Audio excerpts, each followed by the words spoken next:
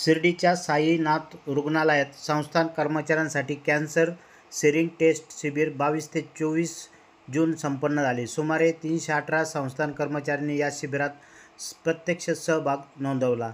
यावेळी मुख्य कार्यकारी अधिकारी गोरक्ष गाडीलकर, उपमुख्य कार्यकारी अधिकारी तुकाराम हुलवळे, वैद्यकीय संचालक डॉक्टर प्रीतम बडगावे, वैद्यकीय अधीक्षक डॉक्टर मैथिली पितांबरे, कॅन्सर तज्ज्ञ डॉक्टर मुकुल घारोटे, लुपिन कंपनीचे पंकज घुगे, राहुल गुप्ता, अपर्णा जाधव, डॉक्टर संपदा दाभाडे, नजमा सय्यद, प्रमोद गोरक्ष यांच्यासह रुग्णालयातील सर्व कर्मचारी यावेळी मोठ्या संख्येने उपस्थित होते.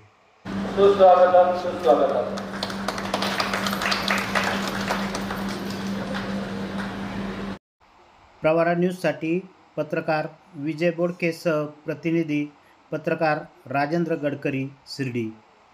या यूट्यूब चॅनलला सबस्क्राईब करा.